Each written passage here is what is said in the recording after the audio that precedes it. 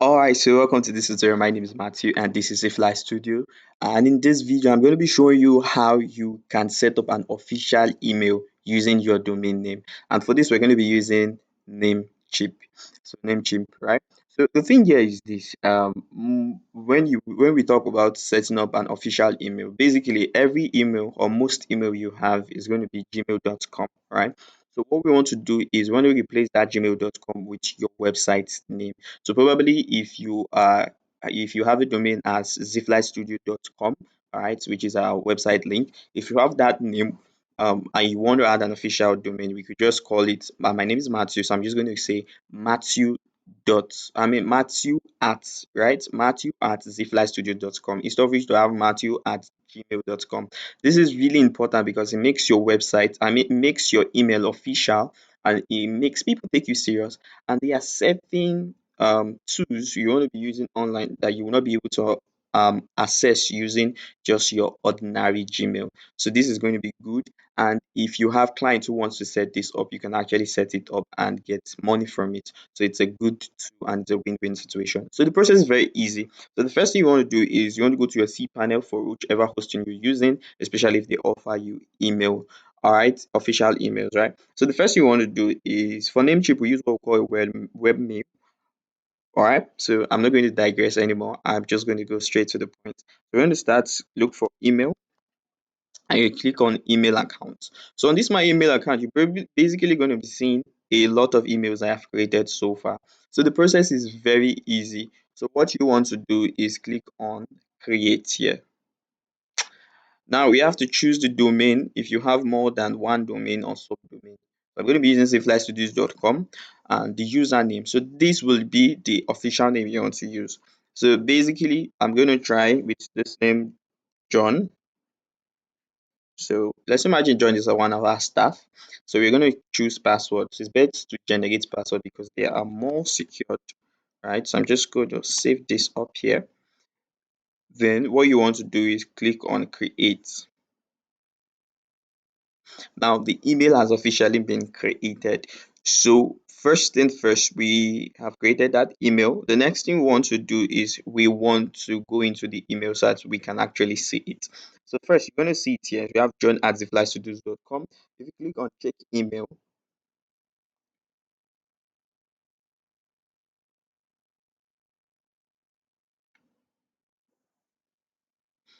all right, so you'll be able to see, just click on open box. Then if you want it to open every time you click on check email, make sure you check this box. If not, every time you click on open email, it's going to get you here, which I advise you to leave because in future time, you probably will need all of this information. So basically, this is it. So our first email has been created. All right. Now the question is when your client requests, oh, can I get the access to this username to our email, and how do I access it? Probably you're going to be sending them to the web. All right. So what you want to do is you can copy this whole link and use a link shortener to shorten it. Then if I open this in an incognito tab, it's going to bring us here. So remember, we're using John at ziflightstudio.com. Then our password, we pushed our password here.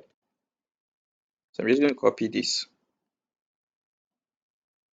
and paste it here. So they can actually access it using webmail. But just to, all right, so I told you if you check this box, it will just be opening automatically.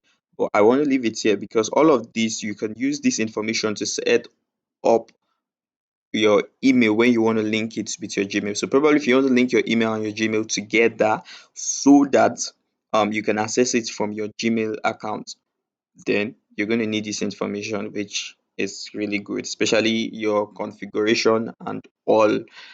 So basically that is how to do that. So I also want to show you how to set up your email autoresponder. All right. So I'm just going to click on this. And currently we don't have any email autoresponder. So what an email autoresponder does for you is that it helps you to send an auto response to any person who sent you an email to john@zipflystudio.com. So I'm just going to click on add responder, and basically you want to leave this at it's UT/F8, right?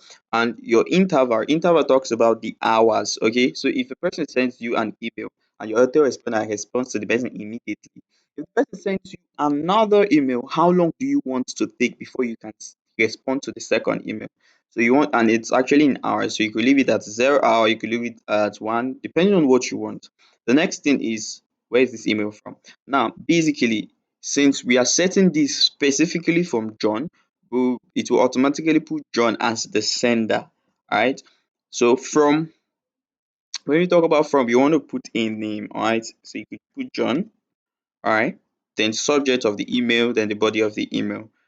Then if your email contains HTML, basically you check that. If not, you just put the body of the email, which is what the autoresponder will tell them. Probably I'm busy or I'm out of town, depending on what you want. So you want to start sending it immediately, or you want to custom that. All right. So when you call custom, it means setting a date when you want to start sending this auto response. So do you want to custom when this autorespond will stop, or you don't want it to ever stop? So you just click on create and you'll be able to set that. So if this video was helpful to you, do well to click on the bell icon to get notification. Do also like and share, then also subscribe if you've not subscribed. So my name is Matthew and this is the Fly Studios. Thank you and have an explosive beautiful day.